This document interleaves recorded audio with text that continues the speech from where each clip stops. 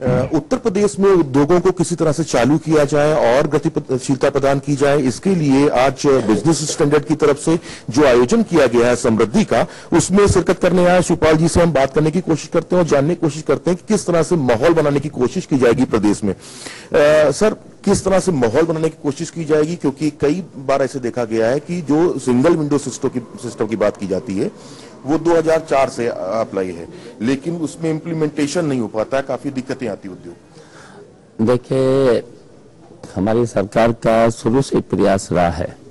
हमारे प्रदेश में उद्यमी आए और जितने भी उद्योग बंद पड़े हैं वो भी चले, तो उद्यमियों को भी सुविधाएं मिले, कहीं पर भी उनको ऑफिसों के चक्कर न लगाने पड़े, जल्दी से जल्दी उनकी समस्याएं जितनी भी हैं सुनी जाए और उनको जो भी दिक्कतें हैं तो वो जो गोष्ठी हो रही है उसमें नतीजे निकल के आएंगे। हमारे अधिकारी भी हैं यहाँ मौजूद हैं और जो यहाँ पर जो बहस करके जो भी समस्याएं जो भी निकल के आएंगी, मैंने कहा है कि वो तैयार करके उसकी पूरी रिपोर्ट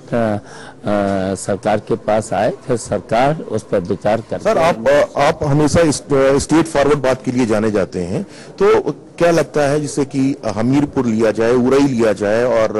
बिनकी लिया जाए, यहाँ पे जो क्षेत्र है, यहाँ पे जो इंडस्ट्री है, लोहे की इंडस्ट्री है, वो पिछड़ चुकी है, वो खराब हो चुकी है, वो पलायन कर रहे हैं, तो उनको वापस लाने के लिए कैसे, क्योंकि नेताजी स्वयं कह चुके हैं कि अधिकारी काम नहीं कर पा रहे हैं, लाल फीताशाही ज्यादा है,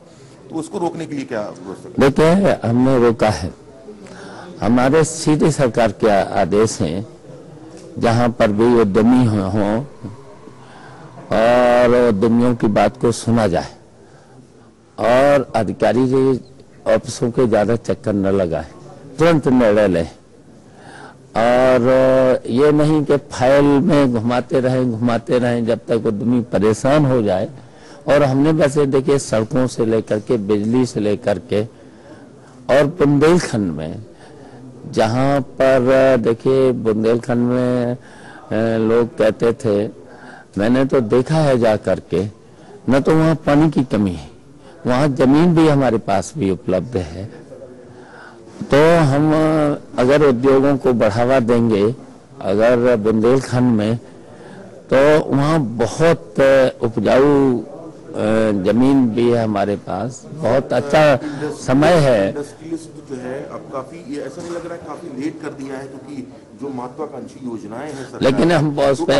उसी पर तो विचार कर रहे हैं, उसमें देरी न हो, जल्दी से जल्दी सारी सुविधाएं उद्यमियों को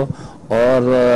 दी जाए। तो हमारे अधिकारी बैठे हैं, निकालेंगे रिपोर्ट, उनकी बात, उद्यमियों की बात सुनेंगे, जो भी होगा उसे दूर करेंगे। सर, ये बताइए कि जिसे देखा जाए तो ये क्या चुनाव की तैयारी माना जा सकता है कि किस तरह से उद्यमी आए तो कुछ आपका प्रमोशन हो, विकास की गति तेज हो, ताकि चुनाव में आपको मदद मिले? देखिए, चुनाव के लिए तो हम लोग हर समय तैयार रहते हैं,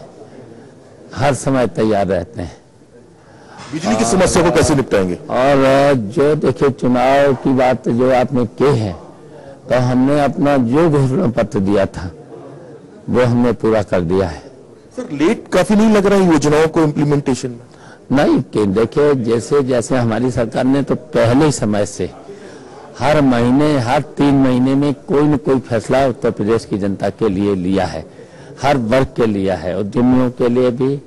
पब्लिक के लिए भी, किसानों के लिए, बुनकरों के लिए, हर समाज के लिए कोई न कोई निर्णय लिया है। धन्यवाद। तो ये आपने देखा कि किस तरह से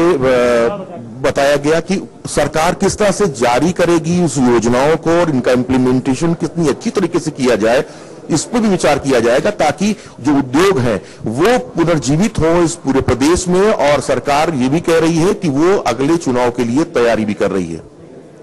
विकास वाजपेयी, के न्यूज, लखनऊ।